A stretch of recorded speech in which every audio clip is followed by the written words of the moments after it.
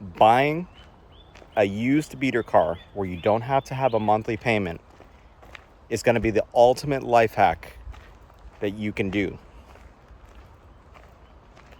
Now, to explain that, we got to look at a macro perspective for 1 second.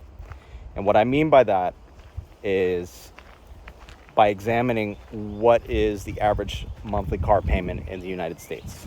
So, according to Experian, the average car payment in this country is $554 a month. Think about that for a second. $554 a month. What can you spend if you didn't have a car payment? An extra $500 per month. Now, everyone's financial situation is going to be different, but I know for a fact that having an extra $500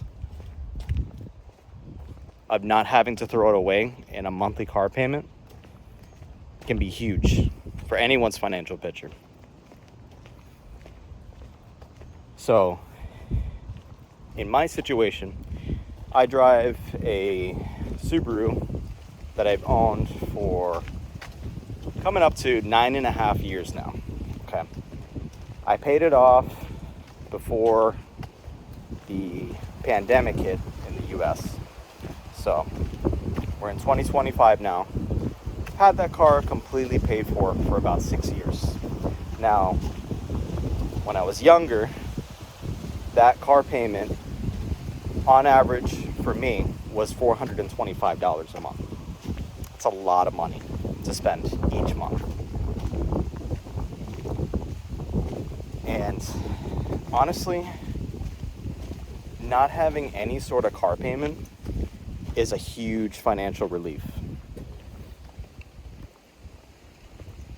Now when I have that extra $425 per month,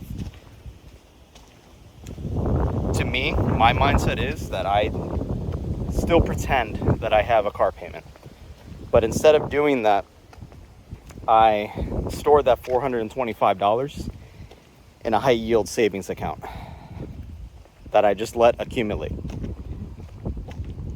Now, if you're in the position where you're tempted to buy a new vehicle, what I would definitely recommend that you do is to do a self-financial stress test. And what I mean by that is look for the car that you're interested in buying, right? And then factor in the interest rates that we're in right now. On average right now, if you have excellent credit, that can be around 7%, which is really high still. So imagine if you have subpar credit, the interest rate can only be higher than 7%. Now, this is in the middle of 2025. We're in July, okay? So rates could be different, 6 months down the line, 1 to 2 years down the line, but it doesn't matter. The principle still stays the same. Look at the car that you're looking to buy. When you factor in the interest rates and you see what your average monthly payment's going to be, factor this in. So let's assume that the car you're interested in buying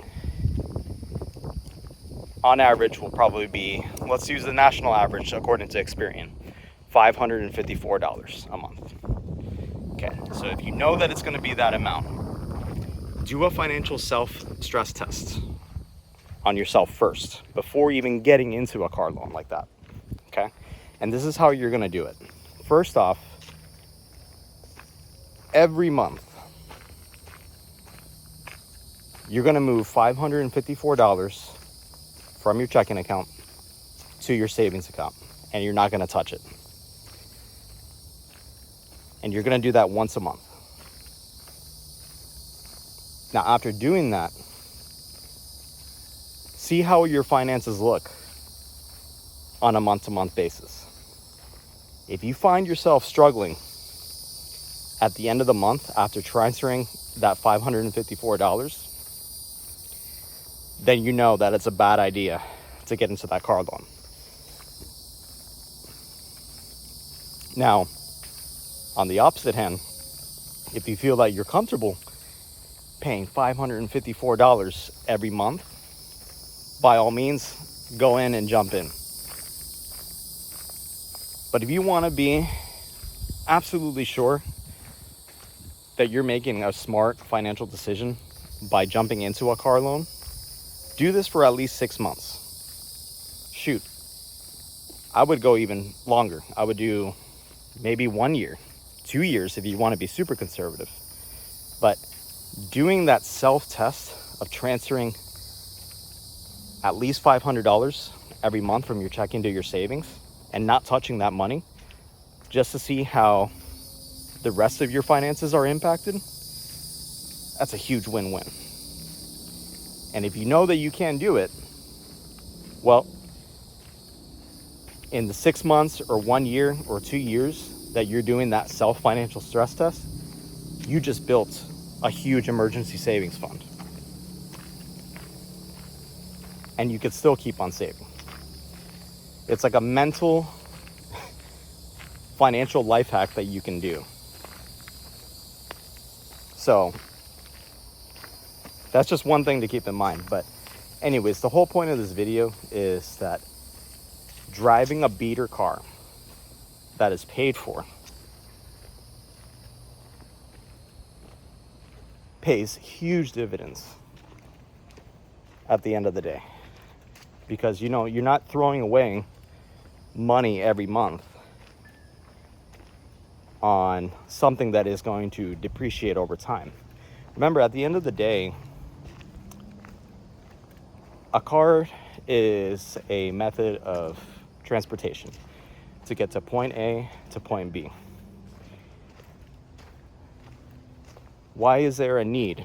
And again, we're factoring national average price here. Why is there a need to throw away $554 every single month on something that is going to break down, depreciate, be costly to repair, and maybe even put you in a financial trap? And depending on what your loan term is, it could be 5 years, 6 years, 7 years that you're condemned to pay that monthly payment of $554. That's insanity. So yeah, again, just to restate that if you are tempted to purchase any sort of vehicle, first calculate what the monthly payment's going to be. So if it's $400, set aside $400 every single month. Move it from your checking to your savings. Ideally, if it's a high yield savings, you can earn some interest building that fake payment into your savings account. And really just assess what other financial obligations come into your financial picture. So if you do this for at least 6 months and the answer is no, you cannot afford that car payment, well, you just built 6 months of a financial emergency savings plan. So if that payment was $400 and you're doing that for 6 months, you just built $2,400 in that savings account. It gave you an emergency financial cushion, so to speak. Now, on the opposite end, if you feel that you can afford that payment, and again, we're factoring in that $400 monthly payment, not only have you built a $2,400 financial cushion, but now you can use that as your down payment on a vehicle. Not to say that you should go and do that, but I think at the end of the day, if you can drive a car that is paid for that you're not doing any monthly payments on it, by all means, stick to that car as long as possible.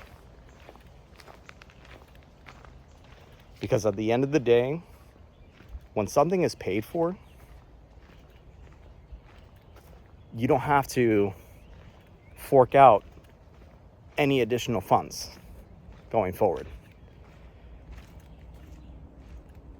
So yeah, stay out of debt, guys. Make sure it's paid for. Do not finance stupid shit.